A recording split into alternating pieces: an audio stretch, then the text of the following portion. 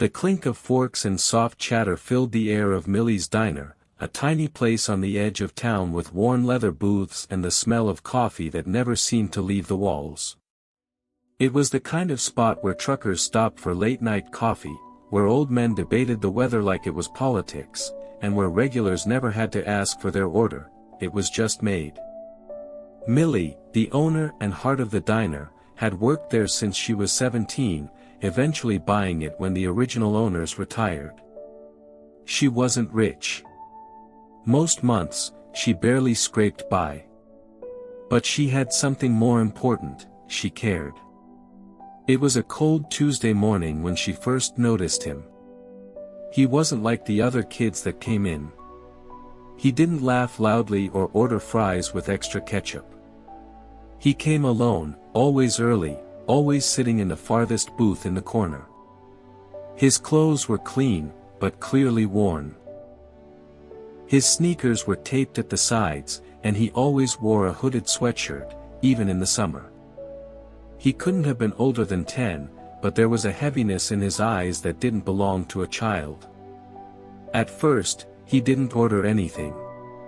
He'd sit quietly, watching people, sipping water, and pretending to read the menus like he might one day be able to afford something. Millie watched him from behind the counter for a few days, curious. On the fourth day, she walked over, placed a warm plate of pancakes in front of him, and said simply, "You look like someone who could use breakfast." He didn't say a word, just looked up at her with wide eyes and nodded slowly. She didn't ask for money. She never did.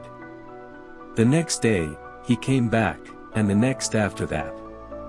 Every morning, before school hours, he would slip quietly into the same booth, and Millie would serve him something warm, a plate of eggs, toast, sometimes a bowl of oatmeal with brown sugar. She didn't tell anyone, didn't write it in the books, and never mentioned it to the staff. It became their silent ritual. The boy never talked much. He told her his name was Eli. That was it. No last name, no stories about school, no parents dropping him off or picking him up. She noticed he never stayed long. He always checked the time, and his eyes darted toward the door like he was afraid someone might walk in and see him. Still, Millie never pressed. She figured whatever he was running from, her diner was the one place he felt safe. Weeks turned into months. She grew to look forward to his visits, quietly setting the table before he even arrived. On mornings when he didn't come, she found herself worrying, checking the street outside, wondering if something had happened to him. One snowy morning, he arrived with wet hair and no gloves. She wrapped his hands in a dish towel warmed in the oven and tried to hide her tears. The other waitresses started asking questions. "Who's the kid? Is he yours? He doesn't pay, what's going on?" But Millie brushed it off. "Just a friend," she'd say. "A hungry one." The world outside didn't need to know their arrangement. She didn't feed him for recognition. She did it because she couldn't stand the idea of a child going hungry when she had food to give. But something felt different that week. On Thursday, he didn't show up. Then Friday passed. Then Saturday. Millie felt a tight knot in her chest each time she looked at that empty booth. She asked around, but no one had seen him. She even drove around the nearby neighborhood in the evening, scanning sidewalks and schoolyards. Nothing. Then, on Sunday morning, just as the sun started to peek through the snow-heavy clouds, Millie was pouring coffee for a trucker when she heard the unmistakable low growl of engines. Not one, not two, but 4 large black SUVs pulled up to the front of her diner. The kind you see in movies, with tinted windows and matching license plates. Every conversation in the diner stopped. Forks paused halfway to mouths. Even the old jukebox seemed to go quiet. Millie blinked, unsure if she was imagining things. The doors of the SUVs opened, and several well-dressed men and women in suits stepped out, their eyes scanning the diner with purpose. One of them opened the passenger door of the lead vehicle, and a tall man in a gray coat stepped out. He looked like someone who belonged in a glass skyscraper, not a roadside diner. Clean cut, sharp eyes, and the kind of presence that made people stand straighter without even thinking about it. They all walked into the diner together, not saying a word. The man in the gray coat stepped forward and looked directly at Millie. "Are you Millie Harris?" he asked, voice calm but firm. Millie hesitated, setting down the coffee pot slowly. "Yes," she said, her voice quieter than usual. "Can I help you?" The man nodded. "I believe you've been feeding someone very important to me." A hush fell over the room. The staff exchanged glances. Customers leaned in, trying not to look like they were eavesdropping. Millie's heart pounded. Her eyes darted to the booth where Eli used to sit. I don't know what you mean." He gave a small smile, not warm, but not unkind either. "A boy. About 10 years old. Quiet. Comes early in the morning. His name is Eli." Millie's hands tightened around the counter. "I never asked questions." He looked hungry.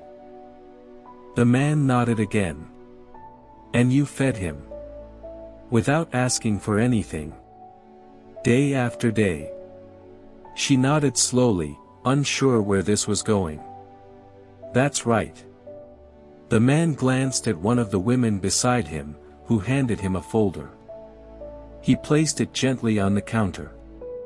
"You may not know this, but Eli isn't just any boy. And I think it's time you knew the truth."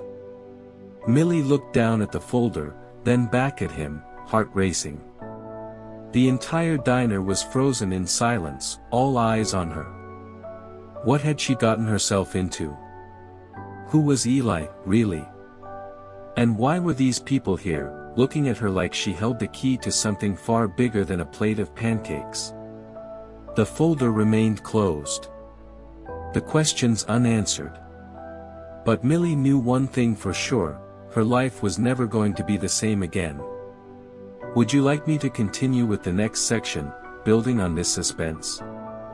Millie's eyes stayed on the folder as if opening it would unravel her entire world. But something in her gut told her she wasn't ready to know what was inside, not yet.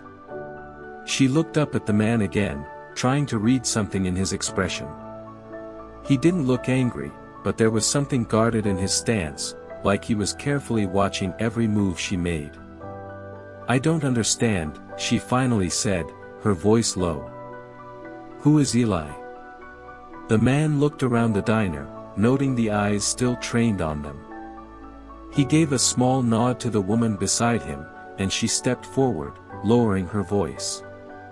"We'd prefer to speak with you somewhere private, Ms. Harris. This matter is sensitive." Millie hesitated, wiping her hands on her apron out of instinct. She motioned them toward the back hallway where her small office was tucked away, a cramped space with a dusty old filing cabinet and a single window that faced the alley. She opened the door and gestured them in. The room barely fit all of them, and she felt the walls close in as soon as the door shut behind her. The man placed the folder on her desk but didn't open it. "I know this must be a shock," he said gently. "But you've done something for Eli that we couldn't. You gave him peace. You gave him safety. And that means more than you know." Millie leaned against the desk, arms crossed, heart still thudding. "You're talking like he's someone famous, or dangerous." The woman spoke this time. "Eli's not dangerous. But his life is complicated. He's the adopted son of a very influential family. He disappeared from a private security convoy nearly 5 months ago. We've been searching for him ever since. Millie's jaw tightened. He never said a word about any of this. He just looked like a kid who needed to eat. That's exactly what he needed, the man replied. And he chose your diner for a reason.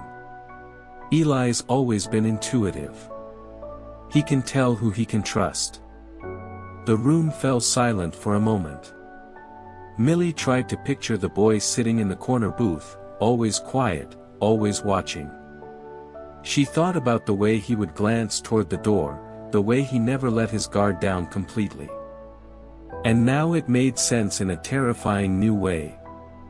Why didn't he go home, she asked. If you were looking for him, if he had all these people. The man sighed, glancing down. There are things going on inside the family, things he may have witnessed or heard that frightened him. He ran because he didn't feel safe, not even with us. And we had no way of knowing where he'd go. But he found his way to me? Millie asked, still trying to wrap her head around it. A little boy on the run finds his way to a diner in the middle of nowhere. Because sometimes, the woman said quietly, you don't need a plan. You just need kindness. And he saw that in you. Millie felt her throat tighten. She wasn't used to people saying things like that. She was just trying to do the right thing. It didn't feel heroic. It felt human. The man opened the folder at last and slid a photo across the desk. It was Eli, standing in front of a large, elegant estate. He was wearing a neat button-up shirt and smiling, but the smile didn't reach his eyes. Next to him stood the man now in front of her, the one who had claimed to be looking for him. He's your son? Millie asked. The man nodded slowly. My name is Daniel Whitaker. My wife and I adopted Eli when he was 6. He'd been through more in those 6 years than some do in a lifetime. We tried to give him everything, security, love, the best education. But somewhere along the way, we lost his trust.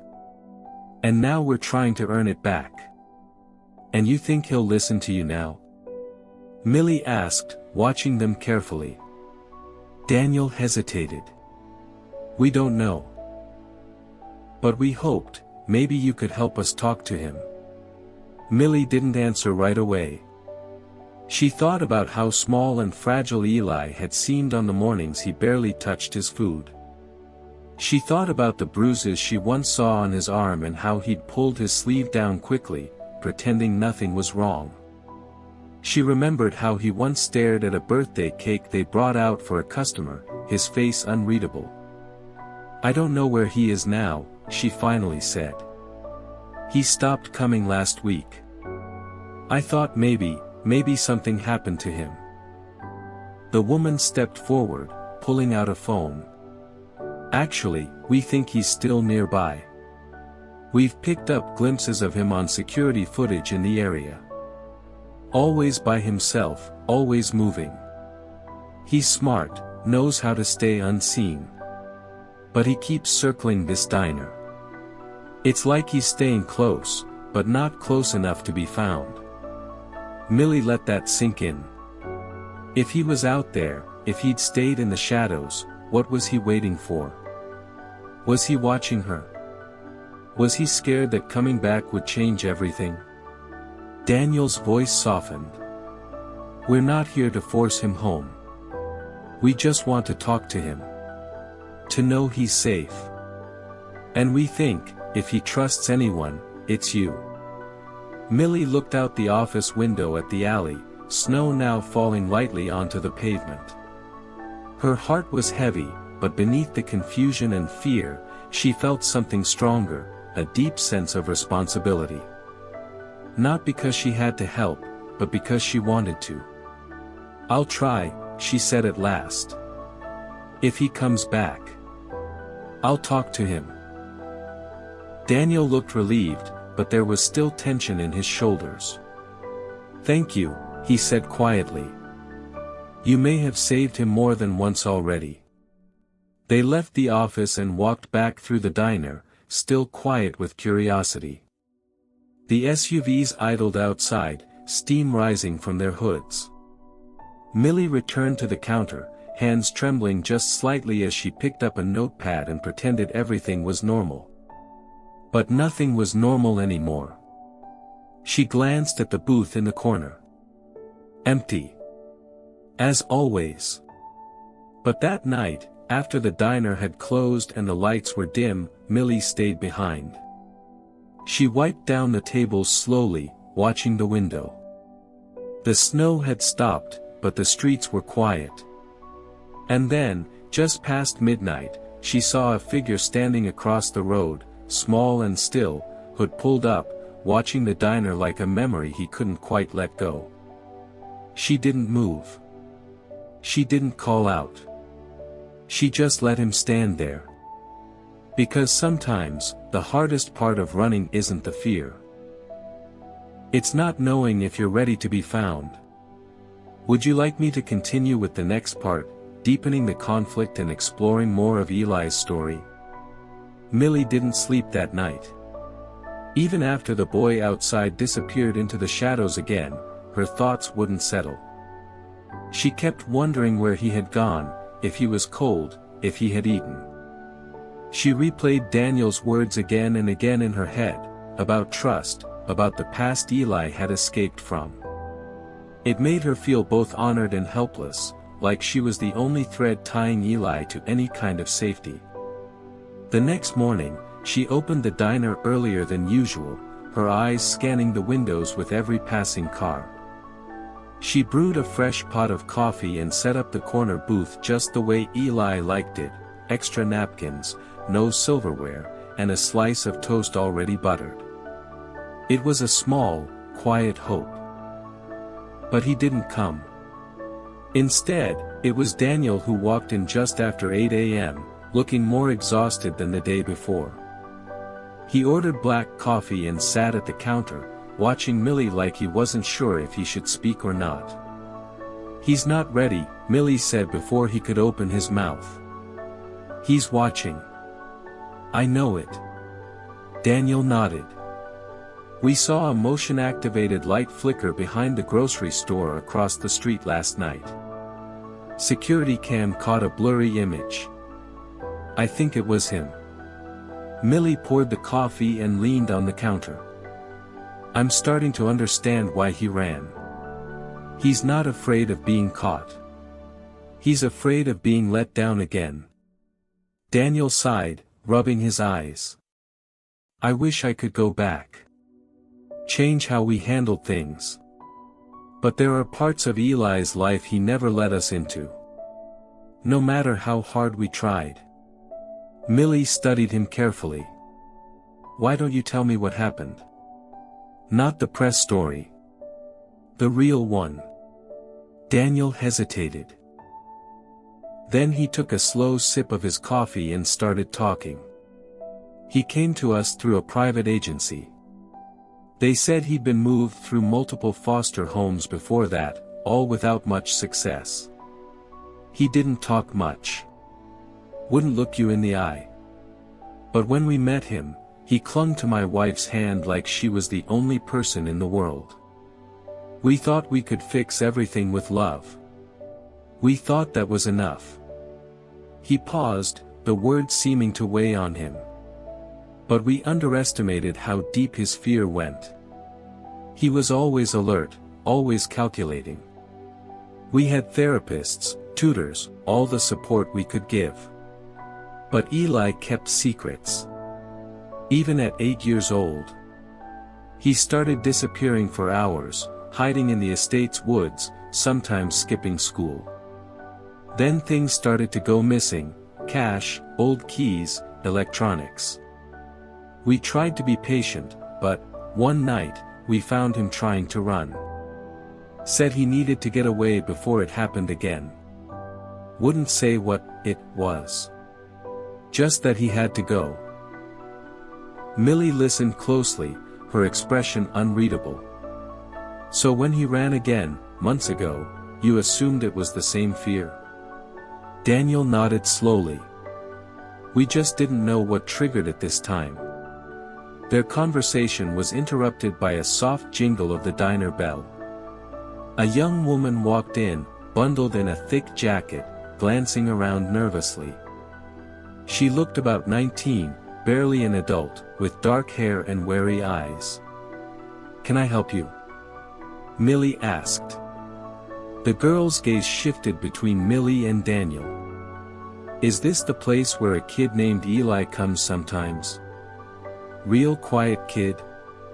Millie's heart skipped. Why? I think he helped me, the girl said softly. A few weeks ago. I was sleeping behind the train station, and I woke up to find someone had left a sandwich and a clean blanket. I thought it was a staff worker. But then I saw this kid watching from a distance. He didn't say anything. Just nodded and walked away. Millie glanced at Daniel, who was clearly listening with intensity. You know where he is? The girl asked. No, Millie replied.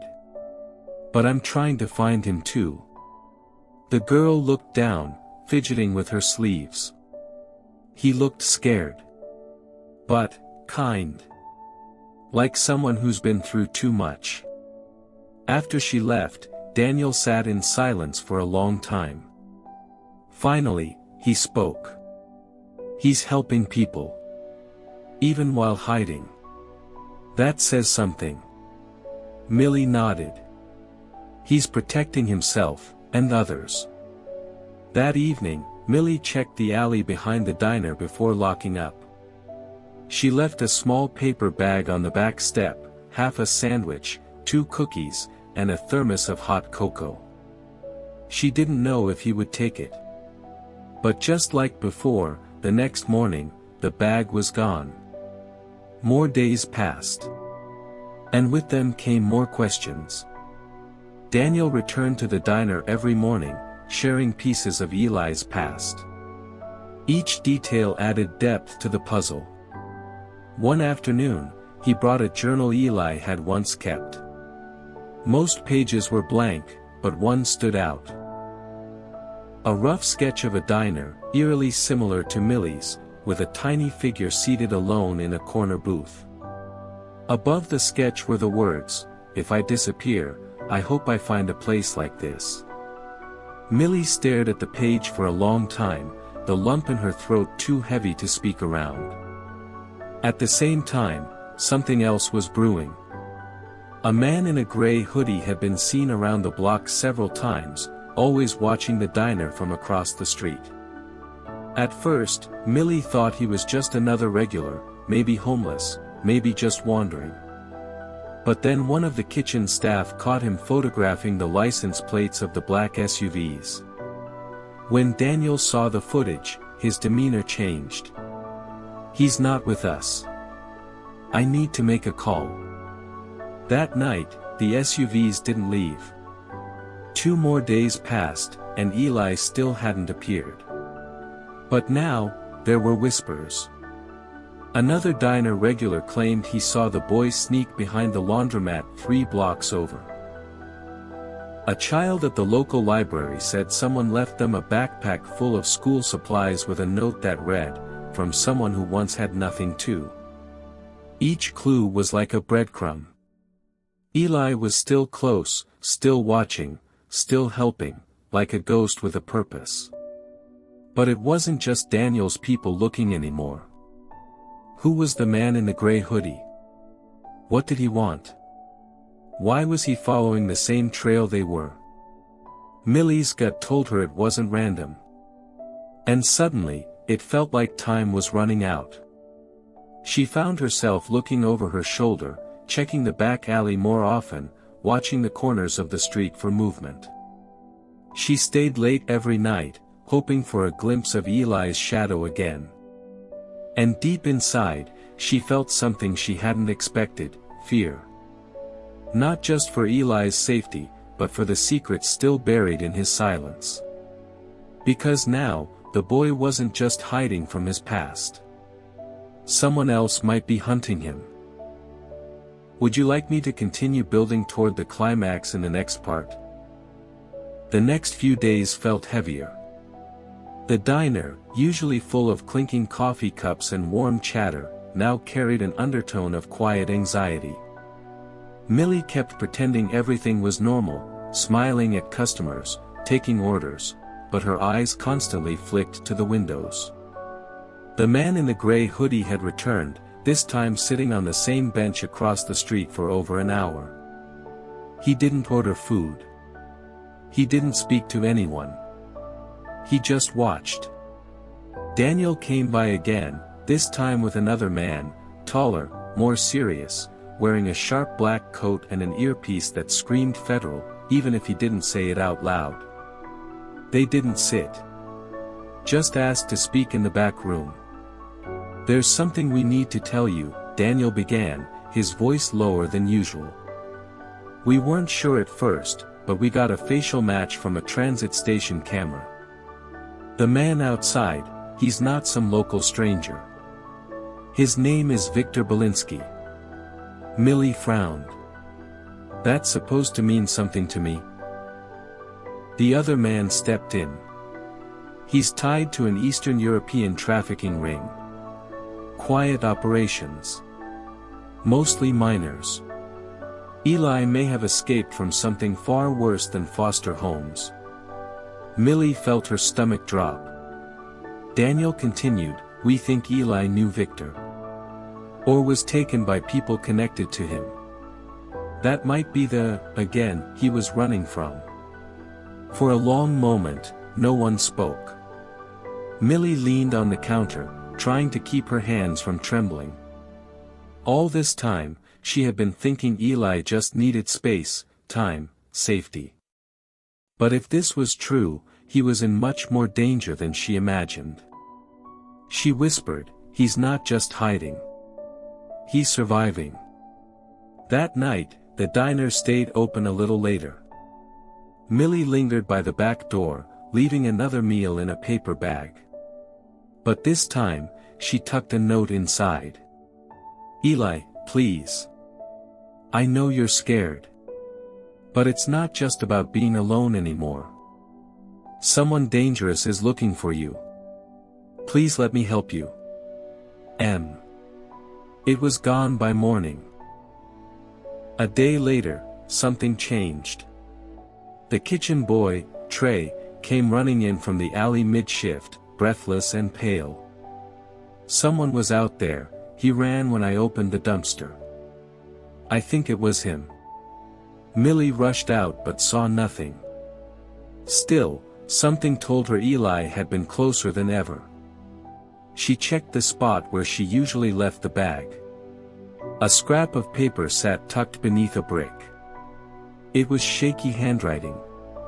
Just 4 words, "I saw the man." Millie's throat tightened. Eli wasn't just hiding anymore. He was watching too. Daniel returned that afternoon, accompanied by 2 more agents. The SUVs were parked closer now, black and quiet, like sentries. They were preparing for something, though Millie couldn't tell what. "He might be trying to lure Victor somewhere public," Daniel said.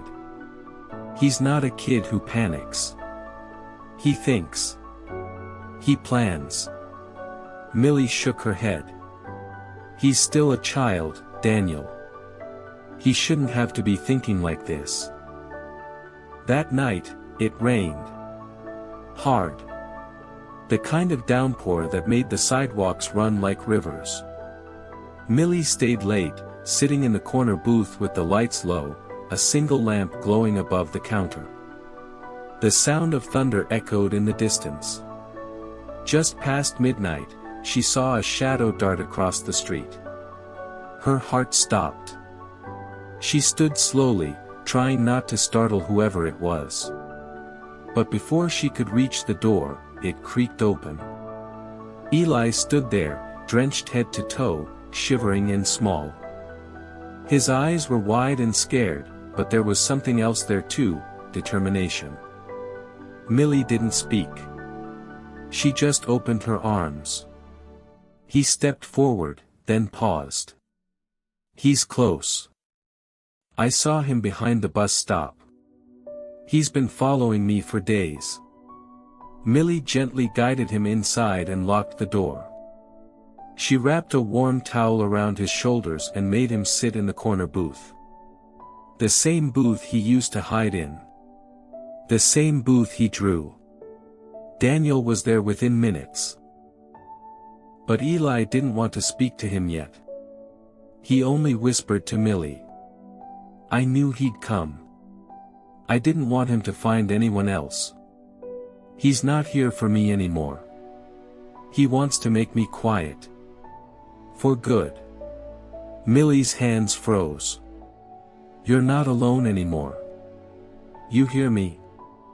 We're going to protect you." But Eli just looked out the window. "I don't think he cares who gets hurt now." That night, security teams fanned out around the block. Daniel's agents kept the diner under constant surveillance. Eli was moved to the small apartment above the diner temporarily, where he could rest and stay out of sight. The tension only got worse from there. 2 nights later, the front window of the bakery next door was shattered. Nothing was taken. Just a warning. Victor was playing a game. A slow, quiet one. Waiting. Watching. Forcing fear to grow. Millie barely slept. She watched over Eli like he was her own son. And in return, he finally started talking. Little pieces. A name. A location. A memory of cold, dark rooms and whispered threats. He wasn't just running, he had escaped something calculated. Organized. And terrifying. But he also told Millie something else. "I left because I thought if I stayed with the people who cared about me, he'd find them. Like now. I don't want to run again. I want it to end." She wanted to tell him no. That he didn't have to be brave. That it was okay to be a kid. But she knew there was no turning back now. The following morning, Millie stepped out to find one of the black SUVs had its tires slashed. On the windshield, written in what looked like ash, were the words, "He's mine." Daniel's face turned hard when he saw it. He's getting bold. That means he's getting close. Every window, every corner, every alley felt like it was watching.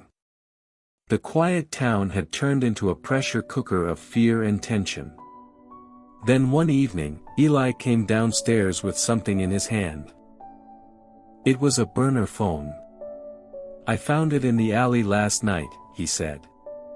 "It was left there. Ringing." Daniel snatched it up and ran it through a signal tracker. It was live. Only one number had called. And it was still active. "Victor's getting ready to move," he muttered. "We're out of time." Millie took Eli's hand. "You're not going anywhere. Do you understand?" Eli nodded slowly. "But if he comes here, you have to promise me you won't let him hurt you. Or anyone else." Millie didn't answer. Because deep down, she knew, when it came to Eli, she'd already decided. If Victor came through that door, she'd do anything to stop him.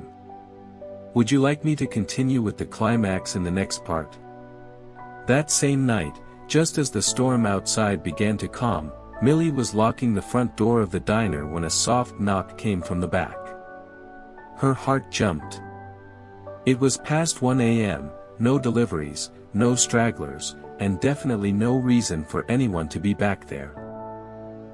She reached for the security baton Daniel had left behind and slowly cracked the door open. But it wasn't Victor. It was a woman. Soaking wet, eyes frantic, and holding something bundled in her coat. "I need to speak to the boy," she whispered. "Please. I don't have much time." Millie blinked, stunned. "Who are you?" The woman looked over her shoulder, paranoid. "His mother. I didn't know he was alive until yesterday." Millie froze. "Eli's mother?" "But, he said his mother was gone." Tears spilled down the woman's face. "That's what they told him. They made him believe I abandoned him. I tried to get him back. They kept me locked away until I escaped." "Please, where is he?" Inside, Millie didn't know whether to believe her or call for Daniel. But something about the woman's face, the desperation, the pain, looked real. She led her inside but kept her hand close to the baton. Upstairs, Eli was sitting at the small table, sketching quietly, unaware that the woman who now entered the room was someone he once thought he lost forever. The moment their eyes met, Eli's expression shifted.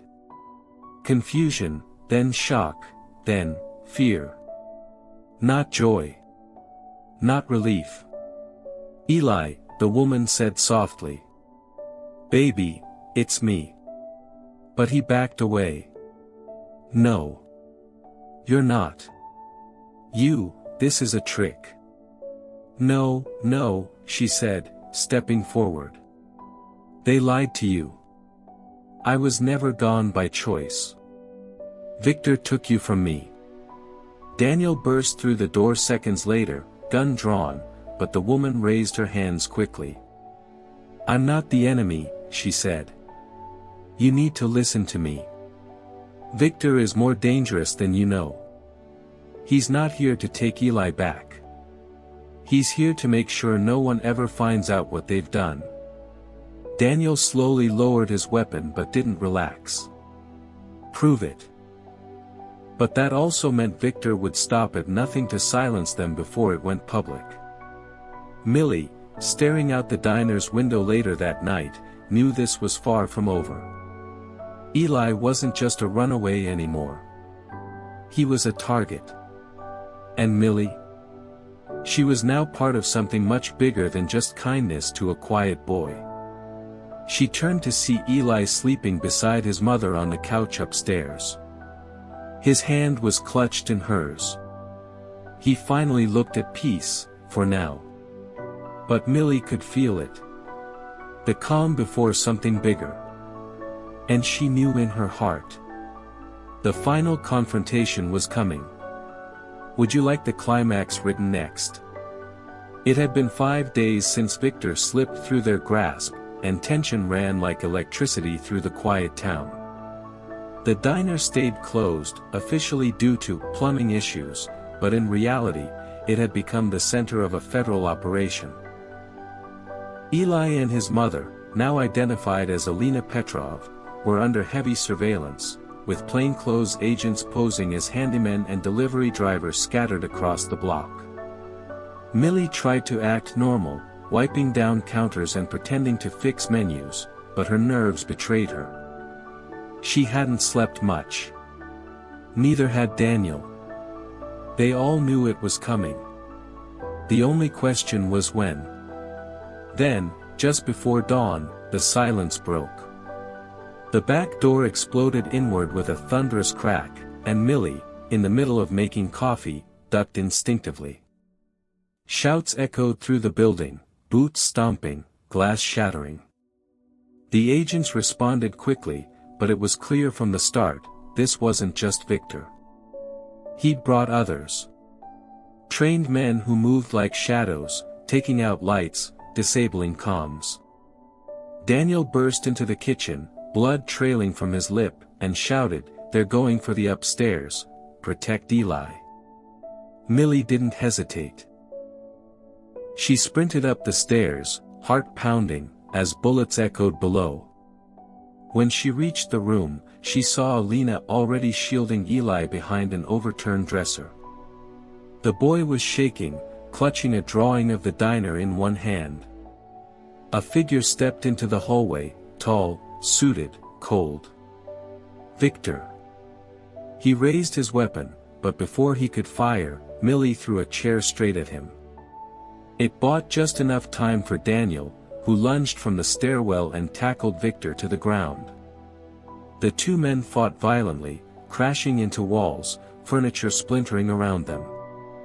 Millie grabbed Eli and pulled him into the bathroom, locking the door behind them while Alina crouched with them, whispering in Russian, calming her son. The sound of fists, broken glass, and grunts of pain filled the air. Then, silence. A single gunshot. Millie flinched. Footsteps approached the bathroom. She held her breath. Then Daniel's voice, "It's me. It's over." Slowly, she opened the door.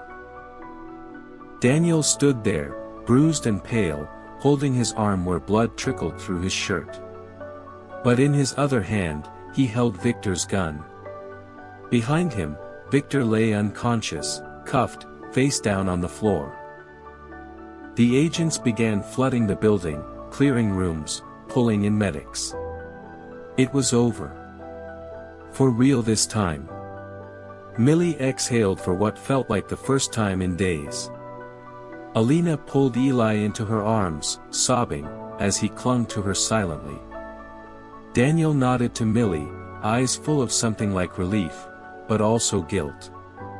But just as they began to stand down, a young tech agent ran in, laptop in hand. "You need to see this," he said, panting. Daniel followed him downstairs to where the surveillance feed had been restored. On screen, Victor's SUV sat empty, or so they thought. Inside the passenger seat, under the front dash, was a small blinking red light. Millie leaned in. "What is that?" she asked. Daniel's face fell. "A tracker." "No. Not a tracker." The screen blinked again. The agent zoomed in. It was a timed explosive. The team bolted into action, screaming for evacuation. Outside, chaos erupted as neighbors were told to flee, vehicles cleared, and agents scrambled to defuse the device. Daniel worked with the bomb squad remotely, relaying wire colors, but the clock was ticking, literally. 3 minutes. Millie helped Alina and Eli into the safe van already waiting near the alley exit. As they pulled away, Eli looked out the window and said softly, "He left one more surprise." But the twist wasn't the bomb. As the squad defused the device successfully, with only seconds to spare, Daniel received a secure message on his backup device. A recording. From Victor. His voice crackled through the earpiece. "You think taking me down ends it? I was never the head. Just a collector. The one at the top. He's been watching the whole time. And he doesn't forgive mistakes." Daniel looked up at the diner, then down the quiet street. Somewhere, someone was still pulling the strings. The revelation hit hard. Victor had never been the true villain. Just a pawn. And now the real threat knew exactly who had interfered. Millie. Daniel. Alina. And Eli. In the final shot, as dawn broke over the quiet neighborhood and Millie watched the sunrise from the diner window, a sleek black car drove slowly past. Not stopping. Not turning. Just watching. And then disappearing. The threat wasn't gone. It had just evolved.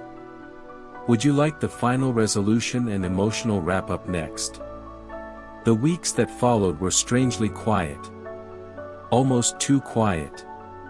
After Victor was taken into custody, federal agents stayed posted around the diner for a few days, then slowly thinned out. But for Millie, Daniel, and especially Alina and Eli, the silence wasn't peace, it was caution, a waiting game. The bomb had been defused. Victor had been arrested. But the message he left behind still echoed in their minds. There was someone else. Someone watching. Daniel was given extended leave from the agency. Not because he was in trouble, on the contrary, his bravery was commended, but because even they knew he had been too close to the fire. He spent a lot of time helping around the diner, sweeping floors, fixing chairs that had been broken in the chaos, and checking the locks twice before they closed each night. It wasn't about work. It was about staying close to what mattered. Millie had gone back to serving coffee and pancakes, pretending to joke with her regulars like nothing had happened. But every time the bell over the front door rang, her eyes flicked toward it. Just for a second. Just in case. Alina and Eli were placed in protective custody with new identities. The authorities offered to relocate them across the country. Millie thought she'd never see them again, but to her surprise, they chose to stay, quietly, under new names in a nearby town. Alina found work cleaning houses. Eli started attending a small private school with scholarships from an anonymous donor, though everyone knew Daniel had pulled strings. One morning, about a month after it all ended, Eli came back to the diner. Just for breakfast. Millie almost didn't recognize him. He looked more relaxed. He smiled more. He brought Millie a drawing, a new one. It showed the diner, warm and glowing, with all the people inside. Millie, Daniel, Alina, and even himself, sitting at the counter. Above it, he'd written in big letters, "My safe place." She hung it on the wall behind the counter, next to the coffee machine, where she could see it every morning. Later that day, Daniel sat across from Millie at their usual corner booth. He stirred his coffee absent-mindedly, looking out the window at the quiet street. "He's still out there," he said softly. "Whoever Victor was working for." "I know," Millie replied. "But that doesn't mean we stop living." He looked at her then, really looked at her. She hadn't just risked her life, she'd taken care of a stranger's child, stood up to armed men, and put herself in danger without expecting anything in return. "You ever think about leaving?" he asked. "Every day," she answered, "but then I look around. I think about what we saved here. Not just Eli. All of it. This place matters. And I'm not letting fear take that away." Daniel nodded slowly. "You're braver than I am." "No," she said. "We just had different reasons to be brave." The truth was, they were both carrying scars. Not just from Victor or the shootout or the near-death moments. But from before. From loneliness, guilt, missed chances. What they found in the chaos was not just a child in need of protection, but a purpose they didn't know they'd lost.